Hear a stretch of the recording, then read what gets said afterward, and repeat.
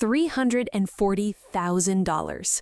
That's the number I want you to sit with for a second, because by the end of this video, you're going to understand exactly where every single dollar of it went, who took it, and what it cost my family to finally admit the truth. For 3 years, I was the villain at every Thanksgiving table I wasn't invited to. My aunts stopped texting me. My cousins unfollowed me on Instagram. My own brother told his kids that their auntie walked out on grandma when she needed us most. I lost people I'd known my entire life over a story that wasn't true. A story my mother told, in detail with tears in her eyes, at every holiday gathering, every hospital waiting room, every family group chat. She said I abandoned the family. She said I stopped calling, stopped helping, stopped caring, right when my grandmother's health started to fail and the bills started piling up. What she didn't say was where $340,000 of my grandmother's retirement savings actually went. She didn't say why she'd taken out 3 separate lines of credit against a house that was supposed to be mine and my brother's inheritance. She didn't say why every time I asked to see the bank statements, the subject changed to how selfish I was for even asking. They thought I'd stay quiet. They thought a family split down the middle over grief and guilt would bury the paper trail forever. They were wrong. This is the story of how I went from being the family outcast to standing in a courtroom holding 22 months of forensic accounting records, and how the woman who called me a traitor at every family dinner ended up explaining herself to an adult protective services investigator. Before we get into it, if you're new here, this channel is about exactly this: greed, betrayal, and getting every single dollar back. I tell these stories in detail because I think the details are what protect you. Every red flag I missed, I'm going to point out to you as it happens, because chances are, if it happened to me, it's happening to someone in your life right now. If that sounds like your kind of story, hit subscribe, because I've got dozens more like this one, and a new one drops every week. Also, stick around to the end. I'm going to walk through the exact warning signs of elder financial exploitation that I wish someone had shown me 3 years ago. If you have an aging parent, a grandparent, or an elderly relative with any kind of savings, this information could save your family 6 figures. Okay. Let's go back to where it started. I need to give you some background because you can't understand how a family implodes over money unless you understand what the family looked like before the money became a problem. I'm the older of 2 kids. My brother, Danny, is 2 years younger. Our parents divorced when I was 11, and our mom, I'll just call her Mom throughout this since I'm keeping identifying details private for legal reasons, raised us mostly on her own with a lot of support from her mother, my grandmother, who I'll call Grandma Ruth. Grandma Ruth was, for most of my childhood, the most stable adult in my life. She'd worked 31 years as a school administrator, retired with a pension and a modest but well-managed 403(b), and owned her home outright by the time I was in high school. She wasn't wealthy, but she was careful, and careful adds up. By the time she turned 78, her total assets, home equity, retirement accounts, and savings were appraised at just under $410,000. That number matters. Remember it. In 2019, Grandma Ruth was diagnosed with the early stages of vascular dementia. It wasn't sudden. It was the kind of decline you don't notice happening until you're 6 months into it and realize she's asking you the same question every time you call for the last 2 weeks. My mom stepped up first. She lived 20 minutes from Grandma Ruth. I lived 3 hours away for work in a state with better job opportunities in my field. Danny lived closer, about 45 minutes out, but he traveled constantly for his job and wasn't in a position to be a daily caregiver. So Mom became the primary caregiver, and in November 2019, Grandma Ruth, while still legally competent according to the notarized documents I'd later obtain, signed a durable power of attorney naming my mother as her agent for financial decisions and a healthcare power of attorney doing the same for medical decisions. At the time, this made complete sense to everyone, including me. Mom was closest. Mom was capable. Mom had always been financially responsible. She'd raised 2 kids on a single income and never once carried credit card debt that I knew of. Giving her power of attorney over Grandma's finances felt like the obvious, sensible choice. This is red flag number 1, and I want to flag it clearly for you now because I didn't see it as a red flag at the time. I saw it as reasonable. A single family member with unsupervised financial power of attorney over an elderly relative's full estate with no co-agent, no accountant oversight, and no requirement to report to other family members is a structure that depends entirely on that one person's integrity. There was no checks and balances system. There was just trust. I want to be honest with you. I don't think my mother set out in November 2019 to steal from her own mother. I think, and I'll get into the evidence for this later, what happened was slower and in some ways more human than a premeditated scheme. But intent doesn't change what happened to the money, and it doesn't change what she did to me to cover for it. For the first year and a half, everything looked normal from where I sat. I called Grandma Ruth every Sunday. I visited every 6 to 8 weeks, driving up on a Friday night and leaving Sunday afternoon. I sent money when Mom asked for it. Not huge amounts, $200 here, $400 there, for things like a new shower rail or a copay Mom said insurance didn't cover. Looking back, I can now point to the first real financial red flag.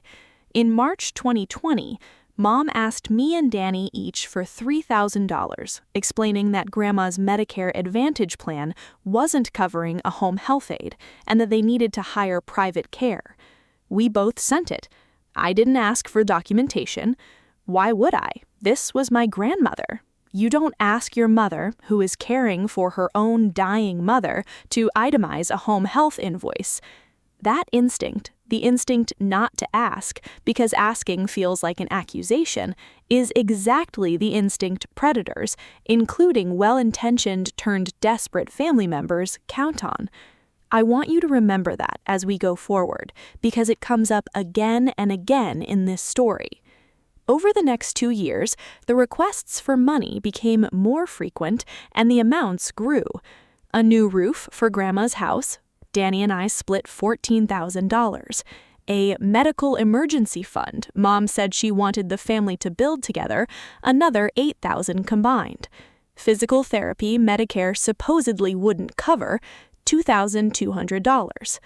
None of these were individually unreasonable. Caring for an aging parent is expensive. According to Genworth's cost of care data, the median annual cost of a full-time home health aide in the U.S. by 2022 had climbed past $61,000 a year. I knew this. I'd looked it up. Every number Mom gave me sounded plausible against that backdrop. By late 2021, I had personally contributed just over $31,000 toward Grandma's care, on top of the time I spent visiting and the emotional labor of being the long-distance kid who called every week and tried to make up for not being there physically. In January 2022, Grandma Ruth's condition worsened sharply. A fall, a hospitalization, a diagnosis that she needed to move into a memory care facility. This is where the story starts to change shape. Mom told me Grandma needed $9,800 a month. That number is actually within the realistic range for memory care in a lot of U.S. markets. Genworth's data for that year put the median at roughly $6,300 a month, with higher cost regions running well above that, so I had no reason to question it. She told me Grandma's Social Security and pension covered about $3,400 of that, meaning the family needed to cover the remaining $6,400 a month. She told me the only way to do that, long-term, was to take out a home equity line of credit, or HELOC, against Grandma's paid-off house. The house that, under Grandma's will, which I had personally seen a copy of back in 2015 before any of this began, was to be split 50-50 between me and Danny upon her death. I remember the conversation. I remember asking, is that safe? What if the market moves against us or the facility raises rates? And I remember Mom's answer almost word for word because I wrote it down in my journal that night. I have this handled. I've been doing her finances for 2 years and I've never missed a payment. Trust me. I trusted her. In February 2022, Mom opened a HELOC against Grandma's home for $85,000. I know this now because it's on record with the county recorder's office, publicly searchable, which becomes important later. At the time, I only knew what Mom told me, that the HELOC existed and that it was for the facility. Between February 2022 and August 2023, an 18-month window, Mom would go on to open 2 additional lines of credit against Grandma's home equity, plus liquidate a portion of Grandma's 403B retirement account under a hardship provision. Total funds moved during that window, approximately $340,000. I didn't know that number yet. Nobody did except her. What I knew in the moment was that the requests kept coming, the explanations kept sounding reasonable, and every time I offered to help more directly, to fly in, to talk to the facility myself, to see the bills, Mom found a reason it wasn't necessary. I've got it. You have your own life. I don't want to burden you with the paperwork. You're 3 hours away anyway. That phrase, "you're 3 hours away anyway," became the wedge. It started as reassurance. By late 2022, it had become a weapon. In September 2022, I flew in for what I thought was a routine visit to see Grandma at the memory care facility. While I was there, I stopped by the front desk to ask a simple question. I wanted to know if there was a family portal where I could see her care plan and billing statements, since I was contributing financially and wanted to understand where things stood. The billing coordinator pulled up the account and told me something that didn't match anything I'd been told. Grandma's monthly rate at that facility was $7,100, not $9,800. I stood there in the lobby doing math in my head. That's a $2,700 a month discrepancy. Over the 8 months since Mom had told me the $9,800 figure, that gap alone was over $21,000. I want to be clear about something. In this moment, I did not think my mother is stealing from my grandmother. I thought there had to be an explanation. Maybe there were additional care fees not reflected in the base rate. Maybe I'd misheard the number originally. Maybe the billing coordinator was looking at an outdated rate sheet. This is Act 2 of every story like this. The discovery never announces itself as theft. It shows up first as a small inconsistency you're inclined to explain away because the alternative is unthinkable. I asked Mom about it that night, gently, over dinner. I said something like, "Hey, I talked to the front desk today and they said the rate is $7,100. Is there a separate memory care surcharge on top of that we're paying elsewhere?" Her answer, and I remember this vividly because of how fast it came, "They probably quoted you the shared room rate. She's in a private room. I'll get you the invoice." I never got the invoice. Every time I followed up over the next 6 weeks, there was a reason. She was busy, the facility's billing office was slow, she'd send it this weekend. Around the same time, my brother Danny, who, remember, lived closer and visited more often, started noticing his own inconsistencies, though from a different angle. Grandma's house, the one that had a HELOC against it for the facility, went up for sale in November 2022. Mom told us both this was necessary, that the HELOC payments plus the facility costs had become unsustainable, and selling the house was the only way to keep Grandma cared for without the family going into debt. This, on its face, made a certain grim sense. Elderly parents' homes often do get sold to fund long-term care. It's one of the most common events in American families managing dementia care, and I want to be fair to that reality. But Danny, doing a walkthrough of the house before the sale to grab some of Grandma's personal belongings, found something in a kitchen drawer, a folder of old mail that hadn't been forwarded, including 3 months of HELOC statements from a lender neither of us had heard Mom mention. He photographed them and sent them to me before he even fully understood what he was looking at. The statements showed the $85,000 line of credit from February 2022, which we knew about, but also a second line of credit, opened in July 2022 for $60,000 against the same house. We had never been told about this second loan. And that's when I found the smoking gun, or at least the first one, because next to the loan statement, in the same folder, was a withdrawal receipt for $22,000 dated 3 weeks after the loan. The second HELOC was opened, made out not to the memory care facility, but to a home renovation contractor. Grandma Ruth was living in a memory care facility. She was not living in the house that was being renovated. I called Mom that night. This was the first real confrontation of the entire ordeal, and I want to walk you through exactly how it went, because the pattern in this conversation repeated almost word for word every single time I raised a financial question for the next year. I asked directly, why is there a second HELOC we didn't know about, and why did $22,000 go to a contractor instead of the facility? She didn't answer the question. Instead, she pivoted immediately to how hurtful it was that I was interrogating her, how she had sacrificed everything to take care of Grandma while I was living my own life 3 hours away, and how dare Danny go through drawers in his own grandmother's house like a detective. I want to name this pattern clearly, because if you take one thing from Act 2, take this. When you ask a direct financial question and get an emotional, character-based answer instead of a factual one, that is not a coincidence. It's a deflection technique. And it works because the person asking the questions usually loves the person deflecting and doesn't want to be the one who started the fight. I backed off. I told her I was sorry for how it sounded, that I just wanted to understand, and the conversation ended with her crying and me apologizing. I want you to sit with that for a second.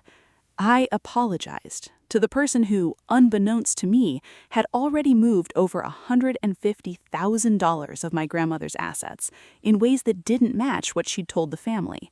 That's the emotional mechanics of how this kind of exploitation survives contact with scrutiny. It doesn't survive by hiding forever. It survives by making the person asking the questions feel like the wrongdoer. This is where the story that would define the next 3 years of my life started to take shape.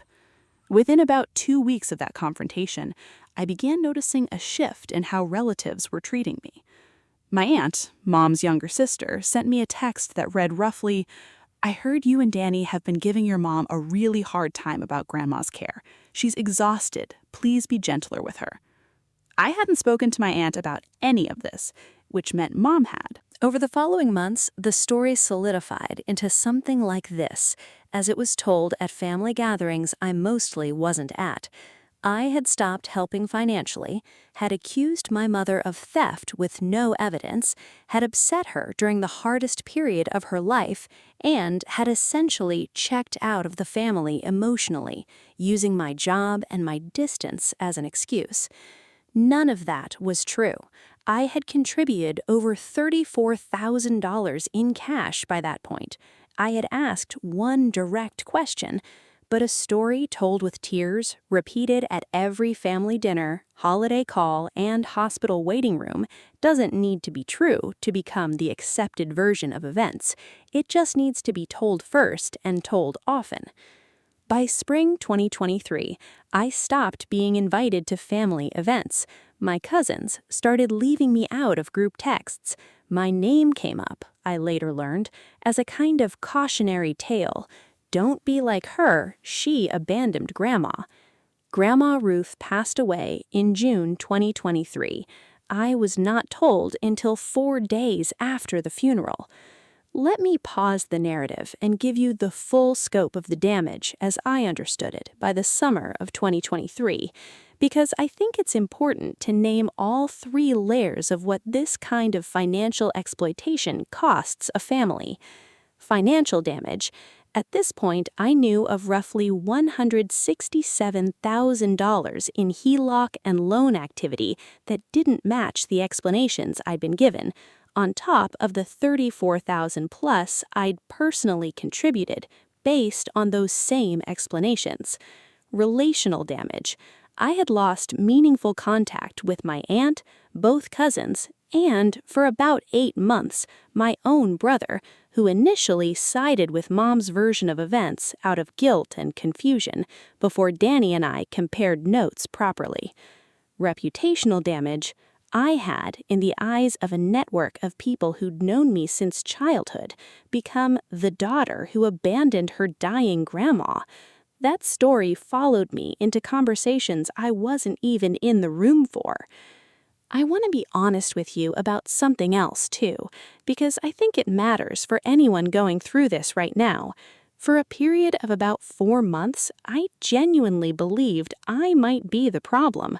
I questioned my own memory of conversations. I wondered if I really had been distant, if my 3-hour drive really was a form of abandonment, if my mother's grief and exhaustion justified everything I was feeling hurt about. This is what a well-run false narrative does to the person on the receiving end of it. It doesn't just damage your reputation with others, it starts to erode your own certainty about what actually happened. That ended the day I found the second smoking gun. Grandma Ruth's death, awful as it was, changed the legal landscape. While she was alive, her financial records were protected by privacy. Even her own grandchildren had no automatic right to see them, and Mom's power of attorney gave her sole authority. But once Grandma passed, her estate became subject to probate, and as one of 2 named beneficiaries in her will, I had a legal right to request an accounting of the estate's assets. This is the point where I stopped being a hurt daughter and family outcast and started being an investigator. I want to walk you through exactly how I built the case, step by step, because if you're dealing with something similar, this is the playbook. Step 1. I requested the will and confirmed my standing. Danny and I obtained a certified copy of Grandma Ruth's will from the attorney who drafted it in 2015. It confirmed what I remembered. The estate, including the house, was to be split 50-50 between Danny and me, with Mom named only as executor, not beneficiary of the residual estate, though the will did direct that Mom be reimbursed for reasonable and documented caregiving expenses first. That word, documented, became the hinge of the entire case. Step 2. I hired a probate attorney. I want to be specific here for anyone facing something similar. I did not hire a criminal attorney first because at this stage I didn't have proof of a crime. I had a discrepancy and a bad feeling. A probate attorney's job in this context is to force an accounting, a legal requirement for an executor to produce a full, itemized record of every dollar that moved through the estate and every dollar spent under power of attorney, ideally covering the entire period the POA was active, not just after death. My attorney filed a petition to compel an accounting in probate court in August 2023. Mom had 30 days to respond with documentation. Step 3. While waiting on the legal process, I built my own parallel paper trail. This is the part I'm most proud of, honestly, because it's where the detective energy really kicked in. Using the county recorder's public records, which, remember, are public precisely because real estate liens have to be disclosed for the housing market to function, I pulled every deed of trust and lien filed against Grandma Ruth's property from 2019 onward. This confirmed 3 separate lines of credit: the $85,000 HELOC from February 2022, the $60,000 HELOC from July 2022 that Danny had found evidence of, and, this was new to me, a third HELOC for $45,000 opened in January 2023, 5 months before Grandma passed. That's $190,000 in home equity borrowing alone against a house that ultimately sold for $312,000. Separately, because I was named as a contingent beneficiary on Grandma's 403B years earlier, something I only remembered because Grandma had once mentioned it to me directly, long before her diagnosis, I was legally entitled to request records from the plan administrator once the account was distributed. What I found there was, honestly, the moment the entire case cracked open. Grandma's 403B had a balance of approximately $118,000 as of late 2019. Under IRS hardship withdrawal rules for the type of plan she had, an account holder or their authorized POA can request early withdrawals for documented medical hardship, but each request generally requires supporting documentation submitted to the plan administrator, and the withdrawals are taxable and subject to reporting. Between March 2020 and April 2023, 11 separate hardship withdrawals had been processed against that account, totaling $96,400. Standard practice for these plans is that the administrator keeps a record of the stated purpose for each withdrawal, even if they don't independently verify it. I requested those records through my attorney, and here is where the story stopped being about discrepancies and started being about outright fabrication. And that's when I found the smoking gun. Of the 11 hardship withdrawal requests, the stated purposes included memory care facility deposit, home health aid wages, medical equipment, and 4 separate times home renovation for aging-in-place accessibility. Grandma Ruth moved into a memory care facility in January 2022 and never lived in that house again. The last 2 aging-in-place accessibility withdrawals were dated September 2022 and February 2023, 7 months and 14 months respectively, after she had already permanently left the home. At this point, my attorney and I subpoenaed bank records for the account Mom had used as the primary conduit for Grandma's funds. This became possible once the probate court granted our motion to compel, since Mom, as executor, was legally obligated to produce records, or risk being held in contempt and potentially removed as executor. The bank records, once we finally got them in October 2023, showed a pattern that was hard to look at. I'm going to give you some real, if rounded, categories because I think the specificity matters for understanding how this kind of money actually moves. $61,000 to the home renovation contractor Danny had first found evidence of for work performed on the house that was later sold, work that, per the listing photos, primarily consisted of a kitchen remodel and a finished basement. $34,000 in credit card payments made directly from what should have been estate or care funds to a personal credit card in Mom's name, one she and I both knew she'd opened in 2021, around the same time the caregiving costs supposedly started spiraling. $28,500 in transfers to an account associated with a man Mom had been dating since 2021, someone none of us in the family had met, and whose existence, frankly, none of us even knew about until his name showed up on a wire transfer memo line reading loan repayment. The remainder, a substantial portion, over $150,000 when you total the HELOCs, the retirement withdrawals, and account transfers, was harder to trace precisely, scattered across smaller cash withdrawals, some legitimate facility payments, Mom hadn't fabricated everything, some real caregiving costs were mixed in, which is part of what made this so hard to untangle, and gaps the bank's own records couldn't fully explain without further subpoenas. I want to tell you about the moment this case almost fell apart, because I think it's honest to include the near misses, not just the wins. In November 2023, right as my attorney was preparing to file a formal claim for breach of fiduciary duty, the legal standard that applies when someone holding power of attorney uses that authority for personal benefit rather than the principal's benefit, Mom's attorney sent us a settlement offer. It proposed that Mom would pay Danny and me each $30,000 to resolve any family disputes over the estate in exchange for us signing a full release and agreeing to not pursue any further legal or public action. $30,000 total against $340,000 in documented and suspected misappropriation. I'm not going to pretend I wasn't tempted for about 48 hours. This had been, by that point, 14 months of investigation, legal fees, and being estranged from most of my extended family. My aunt had reached out during this window not to apologize, but to ask me to just take the settlement and let the family heal. Danny, exhausted, initially leaned toward accepting it too. What changed our minds was something my attorney said, which I think is worth repeating to anyone in a similar position. His words were, "A settlement isn't just about the money you get. It's about the record you create. If you sign this, there is no public record of what actually happened, and she walks away with the rest, plus your silence." We declined the settlement. We went to court. Here's something I didn't fully understand going into this.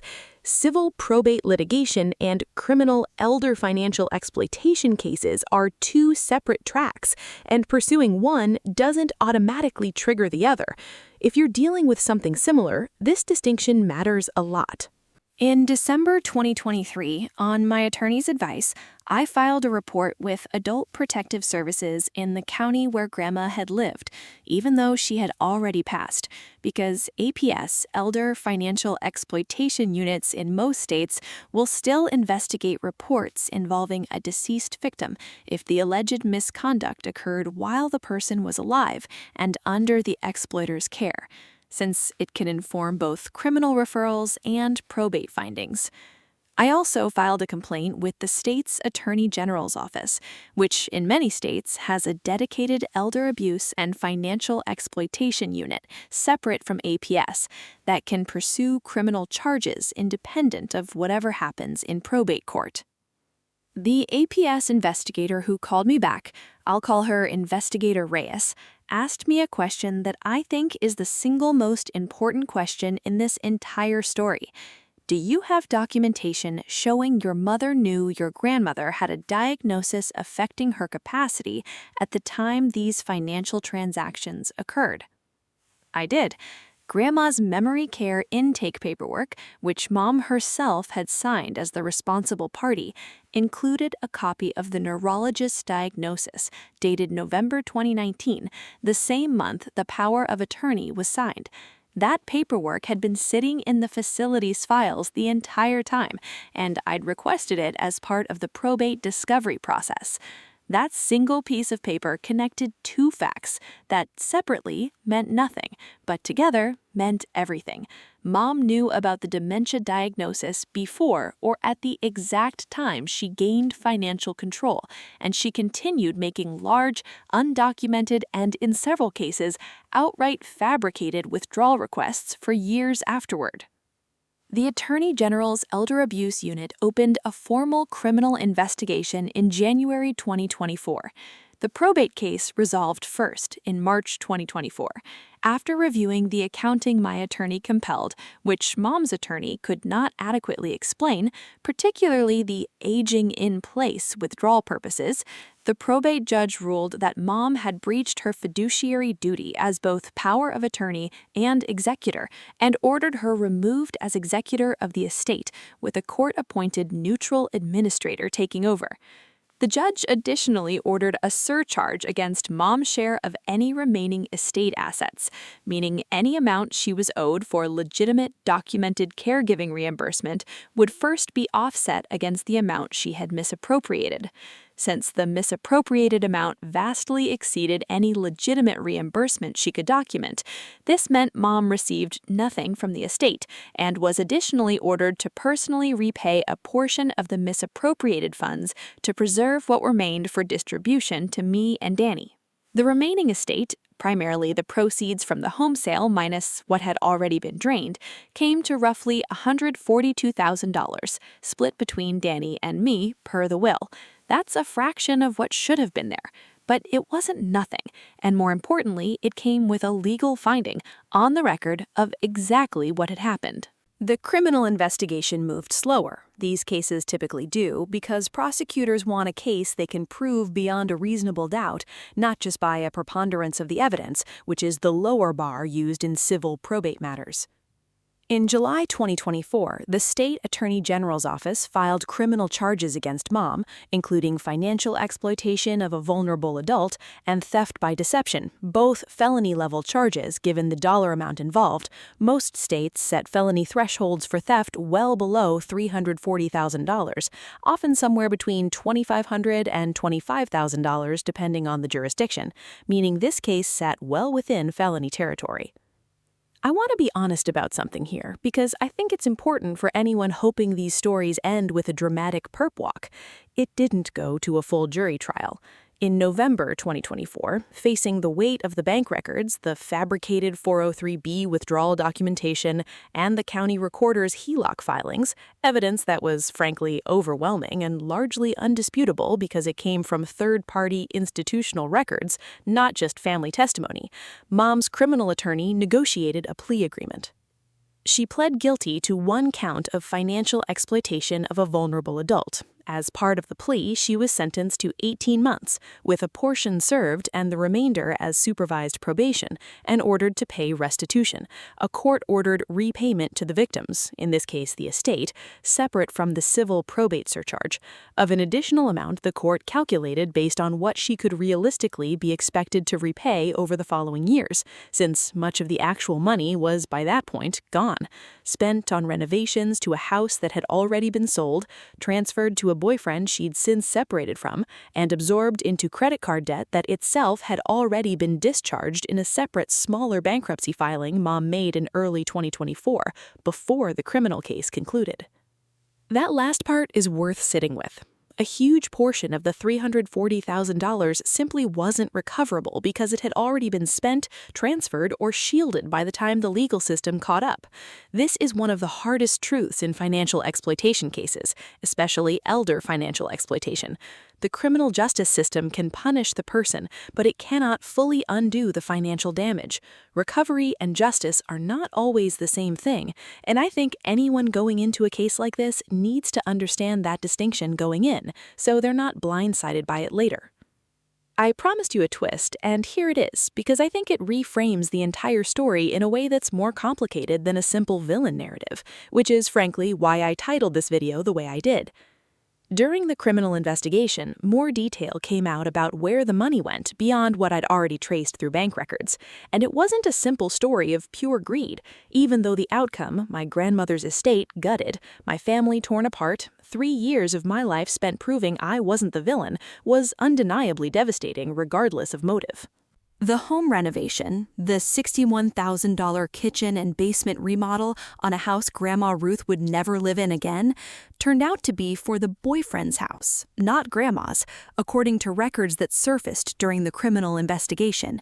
A property title search showed he'd taken out a second loan around the same time, secured partly by improvements to a property he owned, work performed by the same contractor. The $28,500 in loan repayment transfers were, per my mom's own statement to investigators during a proffer session, a formal attorney-negotiated meeting where a defendant can share information, sometimes in exchange for consideration in sentencing, money she'd given him to help him avoid losing his own home to foreclosure in 2021 and 2022, a debt he never repaid. In other words, a meaningful portion of my grandmother's life savings didn't go to lavish vacations or designer bags. It went to propping up a relationship with a man who, according to the same investigation, had done something similar, draining a previous partner's assets in a relationship nearly a decade earlier, something none of us knew when he first started coming around, because Mom had never introduced him to the family or mentioned his past. This doesn't excuse what happened. I want to be really clear about that, because I've seen this kind of detail used in other stories like this to soften the accountability of the person who actually held the legal duty and broke it. My mother had the power of attorney. My mother signed the fabricated withdrawal purposes. My mother told a false story about me to an entire extended family to keep anyone from asking the questions that would have exposed all of this 2 years earlier. None of that is explained away by the fact that some of the money went to someone else's benefit rather than hers directly, or by whatever pressure or manipulation she may have experienced in that relationship. She made choices, repeatedly, over years, and each one caused real harm to a woman who trusted her completely and to two children who trusted her completely too. But I think it's honest to tell you that the full picture is more complicated than greedy daughter steals inheritance. It's a picture of financial exploitation, a possibly exploitative relationship layered on top of it, and a family communication structure, one person with unchecked power of attorney and no obligation to report to anyone, that made all of it possible for far longer than it should have been. By early 2025, here's where things stood financially, and I want to give you real numbers because I think the transparency matters. 1. I received $71,000 as my share of the remaining estate through probate. 2. I received an additional $9,200 in court-ordered restitution payments over the following 18 months, paid in installments as part of Mom's sentencing terms, with the understanding that full restitution of the larger amount was realistically unlikely to ever be fully collected given her financial circumstances post-bankruptcy. Against the roughly $34,000 I'd personally contributed over the years based on fabricated explanations, this meant I was still down real money overall, once you account for legal fees, which came to just under $18,000 across the probate and my portion of APS/AG cooperation process. So, I did not walk away made whole in a pure financial sense. What I walked away with was something different. A legal, documented, publicly filed record establishing exactly what happened, who did it, and that I was never the person who abandoned this family. This part doesn't have a triumphant moment the way the courtroom outcome did, and I want to be honest about that too. My aunt reached out after the plea agreement became public record. Court filings in most states are public, and word travels fast in families, and apologized for how quickly she'd believed the version of events she was told, without asking me directly. Danny and I are close again, and honestly, going through the investigation together rebuilt something between us that had actually been strained even before any of this started. My relationship with Mom is essentially over. I've spoken to her twice since the sentencing, both times at her initiation, both times without a real apology, more an explanation of how hard those years were for her. I don't say that to be cold. I say it because I think a lot of these stories end with a neat bow of reconciliation, and mine hasn't, and I'd rather tell you the truth than a tidier version.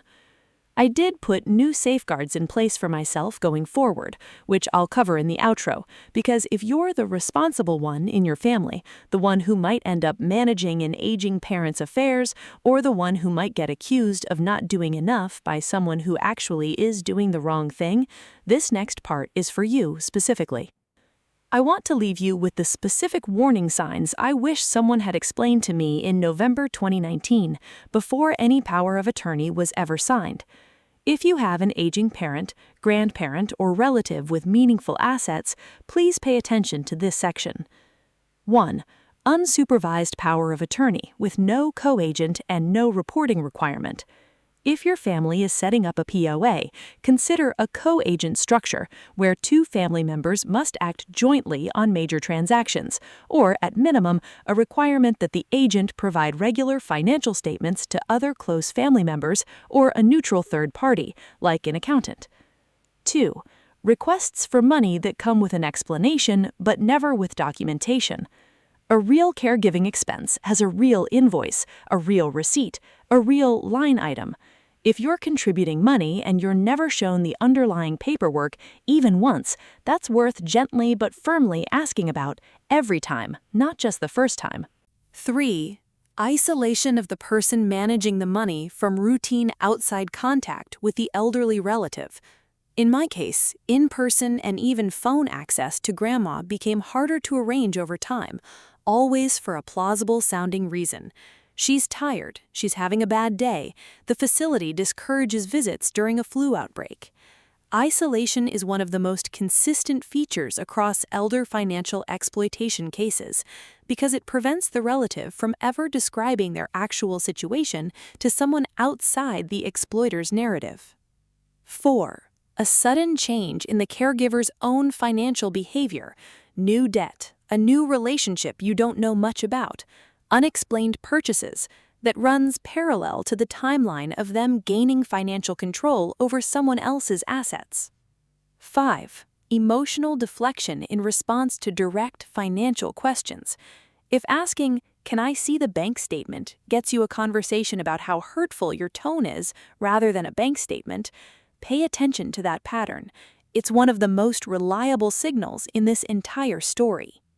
If you're setting up a power of attorney arrangement in your own family right now, a few concrete steps, drawn directly from what I learned the hard way: request a co-agent or successor agent structure with mandatory joint decision-making on transactions above a set dollar threshold, drafted directly into the POA document by an elder law attorney.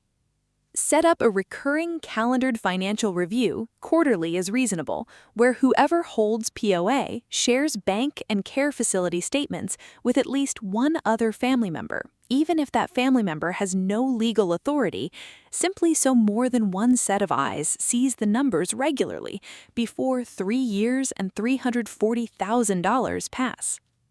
And if you ever do find yourself where I was, with a discrepancy that doesn't add up, document everything in writing as you go, even before you're sure something is wrong. Save texts, photograph paperwork, keep dates. I am only able to tell you this story with this much precision because Danny photographed a folder of mail in November 2022, not because either of us knew yet what we were looking at. And if you're ever accused, the way I was, of abandoning a family member you actually never stopped showing up for, know that the paper trail eventually tells the truth even when people don't. It took me the better part of 2 years to prove it, but it held up in probate court and in a criminal courtroom, because facts don't need anyone's permission to be true. That's the story. If any part of this sounds familiar, if you've dealt with a family member managing an elderly relative's finances and something never quite added up, I want to hear about it. Drop it in the comments. What happened, what you noticed first, and how it resolved, if it has yet. If this video helped you understand what to watch for, please subscribe. I release a new investigation every week, and the warning signs in these stories genuinely help people protect the relatives they love. Thank you for watching. I'll see you in the next one.